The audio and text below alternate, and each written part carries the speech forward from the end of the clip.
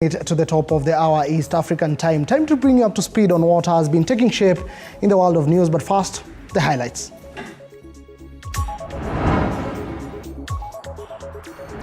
President William Ruto together with Western Kenya leaders are attending a church service in Kakamega. Laikipia residents have been urged to coexist and end banditry in the county. The Ministry of Tourism has laid down strategies to boost tourism in Kilifi County.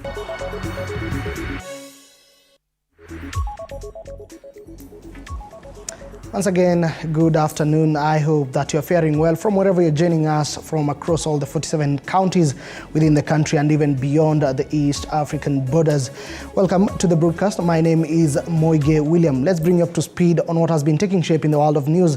Starting off, 4 people are feared dead after a matatu they were traveling in was involved in a road accident along Nyahururu, Nyeri Road near Marina area. The matatu was carrying women from St. Monica Gaiteri Catholic Church of Murang'a Diocese and were traveling back to Murang'a County after a successful annual prayers at Subukia Shrine.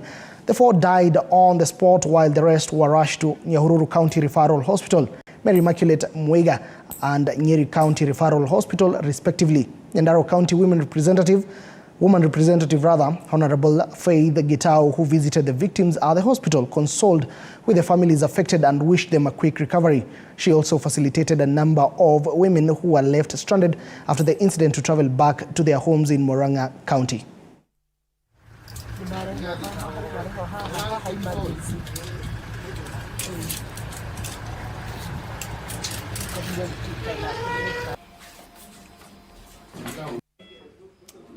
Jina yangu ni Jacinta Jerry. Tulikuwa tunatoka pande ya Murang'a Cathedral Parish, loko church yetu ni Gaitera. Tulitoka jana, tulikuwa tunakuja maombi Subukia Shrine.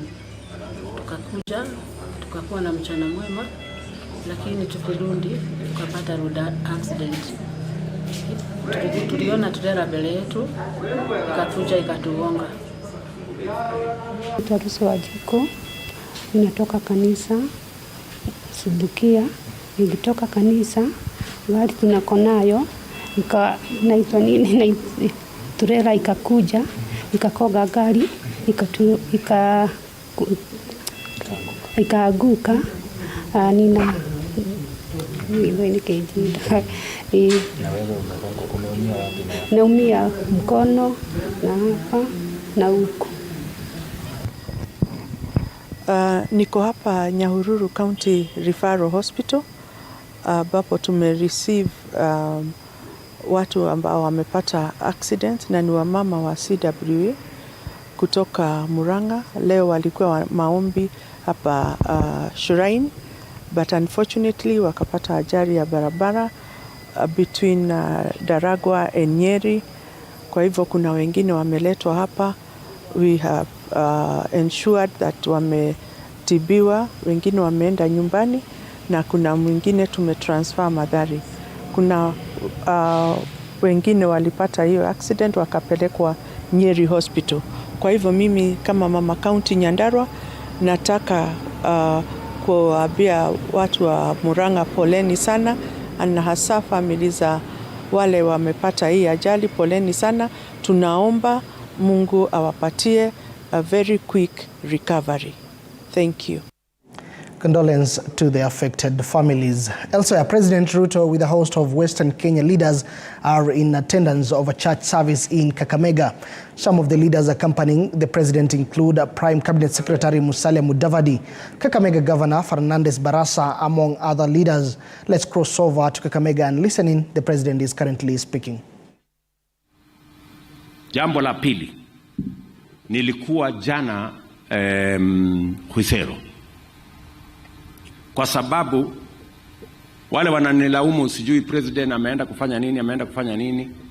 Nimeenda Marekani, nimeenda Ujerumani, nimeenda Ufaransa, nimeenda Britain, nimeenda UAE, nimeenda Saudia, na wametupatia nafasi 500,000 ya vijana wa Kenya kufanya kazi katika nchi zao. And that is what we want to do. Waswahili wanasema asiyekuweko na lake.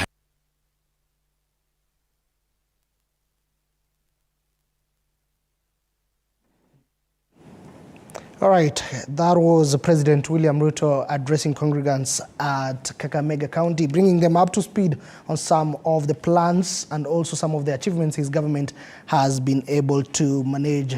That is a story we are keeping tabs on, and we'll be bringing you more details in a subsequent bulletin. But all right, I'm directed that we have the president speaking. Let's listen in a little while. Swahili wanasema asiyekuweko na lake halipo. Munafikiri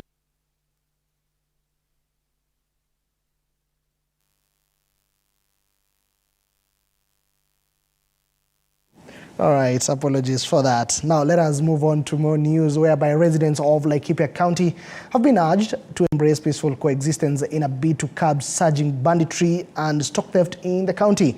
The Laikipia Peace Mediation Group is at the forefront in advocating for unity of purpose among the different communities living in the cosmopolitan Laikipia, owing to their diversity of cultural and economic backgrounds. Hii ifikia kidure kidiki.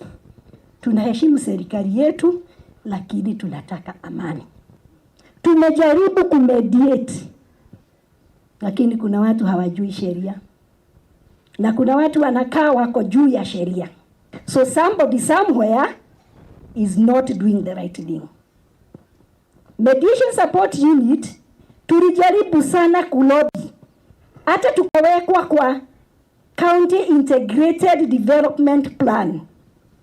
Ndio at least kuwe na kit, watu wahamazishwe. Hiyo ndio ninaomba.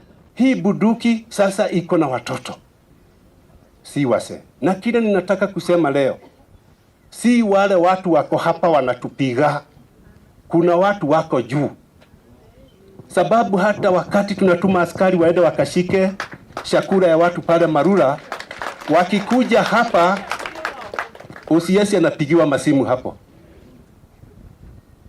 Ananiambia Mwangi, sasa unaniambia nikashike watu, na saa hii ile masimu inakuja hapa ninaambiwa niwaulize title ya shamba iko wapi. Serikali tuko dhabiti. Kazi yetu ile kubwa ni kulinda mali na uhai wa kila mwana Kenya.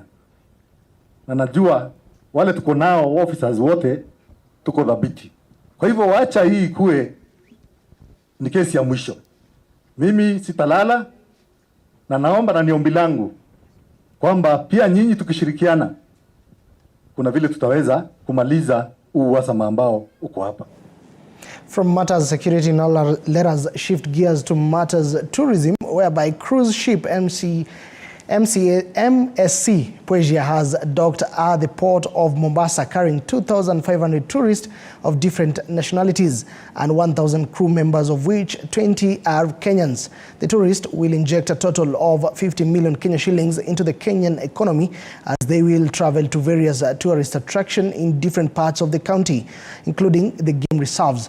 The luxury cruise liner from the Mediterranean Shipping Company has been received by the Cabinet Secretary in the State Department of Tourism, Alfred Mutua, alongside other port officials, as he outlined measures that would increase the number of tourists visiting the country by ship to at least 12,000 annually. To translate to Kenya shillings 2 billion, MSC Poesia becomes the second cruise vessel of the year to dock in Mombasa, after Norian Dawn, which docked on the second week of January with a total of 2,300 tourists. We've been here, we've been cruising for nearly a month now, and I just want you to know that out of all the ports we've attended, this is the best port that's made us feel welcome. It's tried to help us and make us feel part of the family. So we want to say thank you to Kenya and the people of Kenya. We're looking forward to going on a safari. We're trying to organise that right now. I hope to see animals and people, and I'm very happy to be here. Majority will be here in Mombasa, but some have already left to other parts of the country. Early this morning, about 70 have already jetted off to Masai Mara National Park, and that visit alone to Masai Mara National Park, just for the next few hours, they will be leaving behind 23 million Kenya shillings, just for those few hours in Kenya. You find the others going to Amboseli, others going to Savo and others. So this visit by itself, when we did our calculation, is giving us 50 million shillings very quickly in a very, very short time. Last year, we received about 3,123 people who came by ship. That is 2023. This year, 2 months alone, we already surpassed 5,000. That means there's a new growth and there's new interest in Kenya. So in the whole of 2023, 3,123. This year, wakapata fununu ni serikali mpya. Ikafika ilikuwa imechelewa kidogo ya William Ruto. Wamekuja. And we're expecting the bookings that we have so far are in excess of 12,000 visitors coming by cruise ships. The reality is that the 12,000 people who are coming, we estimate this year, are a drop in the ocean, because Kenya should be receiving, and the capacity is 140,000 visitors by cruise ships. My job and the job of my ministry and my team is to grow this 12,000 number to higher numbers. And I will be negotiating and we'll be working on programs with our friends who own these shipping companies, cruise ship companies, so that they can add Kenya to the circuit, so that people can come here. All right, to the tourists visiting Kenya, welcome to magical Kenya. At the same time, the Tourism and Wildlife Cabinet Secretary Alfred Mutua has announced immediate commencement of works for the provision of street lighting in Malindi town, whereby the national government has allocated funds for this purpose as a part of the efforts aimed at restoring Malindi's vibrancy as a tourist destination. Speaking in Malindi in company of stakeholders, he highlighted the need for a modern and well-equipped airport that will accommodate international flights, paving way for easier access to the town. The stakeholders also stressed on the need for well-maintained access roads to the beaches and improved sanitation in public facilities. Long letter from the governor of Kilifi. Akasema we need to do something to bring Malindi back to where it was. Not even surpass, that's where it was. And akauliza kama we can do work on lighting, as to start with, if it's your priority. Akauliza so many things, lighting, cabro works, signage, a few things that we need to do, that we can quickly do, put that infrastructure down as we go through this 3 to 4 to 5 6 process. We have a very big problem with the environment and waste management structure in this sub-county. And it is a problem that is affecting even the tourists, because what they see when they come is how our wastes are not properly managed and how we don't have a proper structure for that. What about sanitation? We don't have public, I can say, toilets on most of all beaches in Kilifi, where our services are seen to be poor to tourists because we lack toilets. Tourism used to be the #1 chief earner, and I can promise you, I am going with God's grace, be able to bring tourism to be the #1 forest earner in the country of Kenya. Now, away from that, now to matters agriculture. The Kenya Tea Development Agency and hydroelectric power plant, well known as the SIGNET project, is set to operationalize in 9 months, aiming to supply electric power to 5 regional factories within Kericho and Bomet counties. Speaking at the power plant site in Bureti constituency in Kericho County, the project chairman, Walter Cheruiyot, said the hydroelectric plant, which is being constructed at a cost of 1.1 billion shillings, will benefit the tea farmers supplying tea leaves in various tea factories within 5 regions. On the other hand, the area MCA, Anita Begon, has also reiterated that the KTDA project has impacted magnificently to the community, as it has increased the job opportunities for the locals.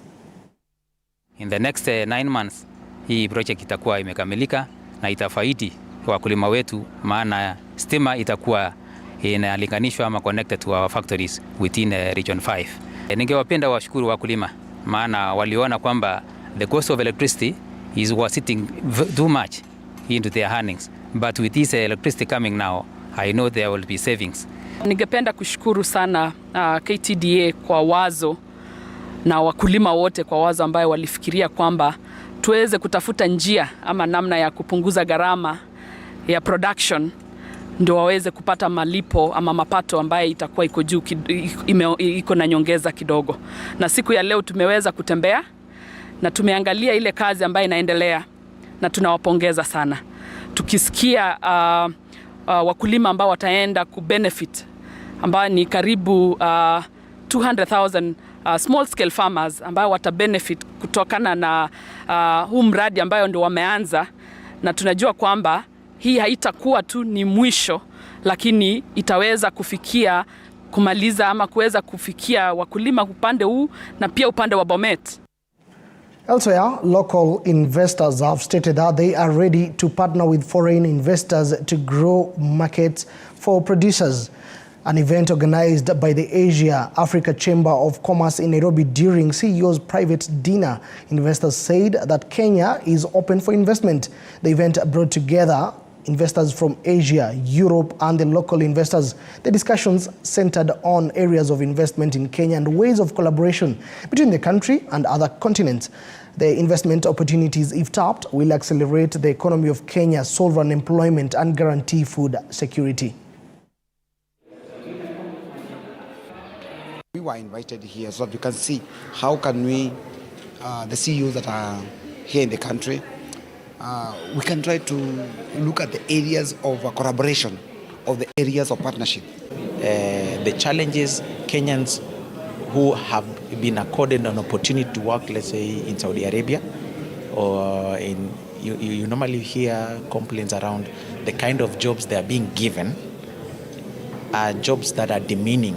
So through this kind of network with the conclave, we are establishing companies that can appreciate our skills and be given decent jobs even on the other side of the continent. Networking is very key because you build the economy and the welfare of people by solving the challenges that they have, and much of it by looking at where the opportunity is and where the challenge is, and to bring them together. As from an investor's point of view, I can see a vast investment opportunity, economic opportunity, and definitely I can see a lot of rising CEOs from here.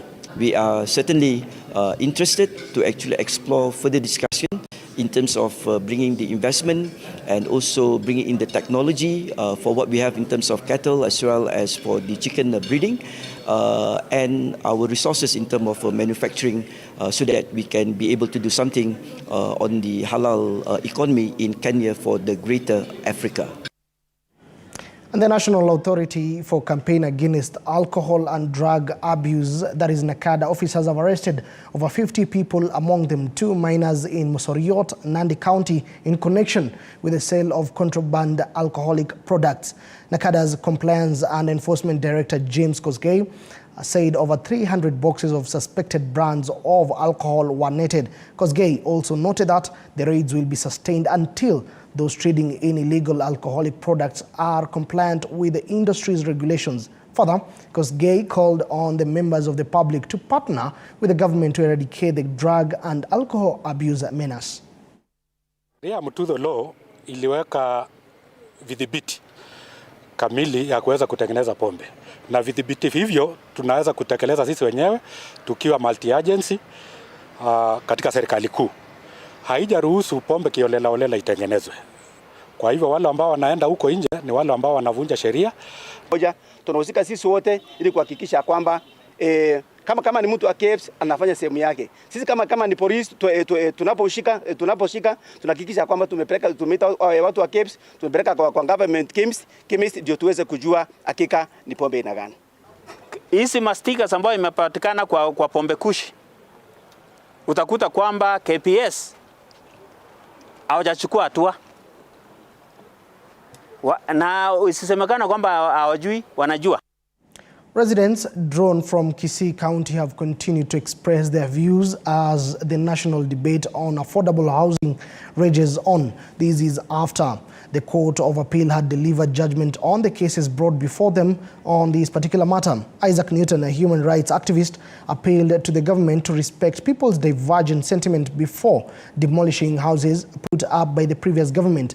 Newton termed the ongoing demolitions a waste of public resources.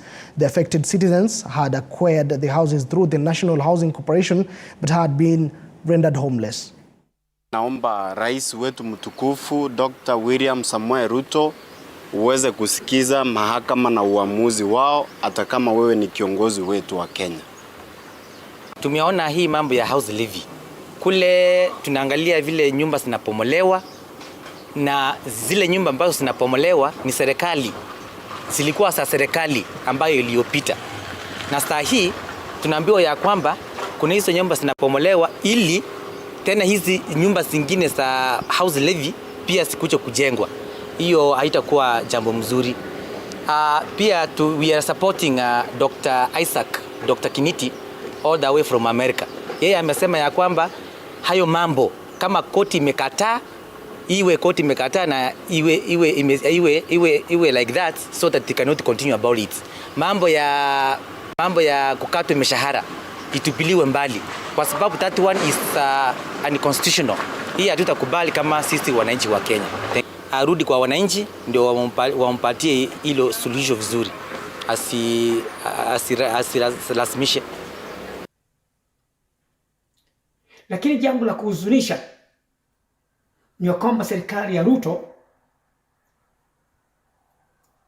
imeanza kubomoa manyumba ambayo watu waliuziwa na serikali. Ni jambo la kutatanisha sana na la aibu kubwa. The Ministry of Health is now targeting schools in a campaign aimed at getting more girls between the ages of 9 and 14 years for the vaccination against the human papilloma virus, that is HPV, that causes cervical cancer. Public Health Principal Secretary Mary Modoni has said that the HPV vaccination for the girls is aimed at preventing cervical cancer at a time when the country is registering alarming 42,000 cases of cancer every year. PS Modoni said that the vaccine gives immunity to the girls and protects them from getting cervical cancer when they grow up. Speaking at Raimu Primary School in Gishogo, Kirinyaga County during a cancer screening-free medical camp, the PS said that the country is registering 27,000 cancer deaths every year, and thus the need to intensify the prevention measures. Modoni further said that the ministry has taken the global strategy approach of 70, 90, 70, 70%, where the girls are aged 9 to 14 years are vaccinated. 90% of women are screened for cancer for early detection, while 70% of the identified cases are treated. The PS has called upon Kenyans of 40 years and below to take up the responsibility of getting screened for cancer, saying that that is the most productive age. Cancer ni ugonjwa inapata watu wengi sana, na kwa mwaka cancer new cases tunapata ni 42,000 in the country, and that is a very big number. Na aswa tunapoteza wale wanakufa ni kama 27,000 people in the country. Kwa hivyo ndio maana tumekuja mpaka mashinani kuona ya kwamba watu wamejitokeza ndio wakue screened, tuone ya kwamba na kesho ni siku kuu ya cancer awareness, ya kucelebrate the milestone yenye tumepata cancer. Kwa hivyo the Social Health Insurance Fund kusema ya kwamba ukilipa. All right, and in Kapsiroa High School, that is in Cherangani, Trans Nzoia County, is estimated to whereby is incurring heavy loss after a fire destroyed one of the dormitories in the school, whereby 160 students were affected after losing everything during the inferno. According to Education Quality Assurance Officer in Cherangani Sub-County, Johnson Uboge, the fire occurred when the students were in class, but the rescue operation failed as students' property destroyed completely to the ground. This comes as leaders and education stakeholders in the area have asked students to be careful and avoid the behavior of burning dormitories to avoid severe legal punishment, including imprisonment. Manake tukiangalia uharibifu wa mali ambao iko hapa nikiangalia ni ya dhamana ya juu kuanzia milioni karibu 20 ambao imeungua hapa, kwa sababu ukiangalia wanafunzi kama 160 ambao wanalala hapa vijana, unakuta ya kwamba mattress zote lazima zilikuwa 160. na mattress, mnajua mattress moja ni karibu shilingi 4,000 kwenda mbele. Ile pesa ambayo zimeenda hapa ni mingi, na imekuwa ni vigumu kubaini ni nini kimeweza kusababisha hasa moto yenyewe, kwa sababu ukiona dormitory hii haijakuwa connected na stima. Wanafunzi wamekuwa wakitumia mwangaza ya sola, na hata solar panels yenyewe haijawekwa juu ya paa. Solar panels iko kwa upande mwingine, ni wire tu ya sola ndio imeweza kuwekwa hapa katika dormitory hii, na moto imeweza kuanza na dormitory ama bweni nzima imeweza kuchomeka. Tumesema ya kwamba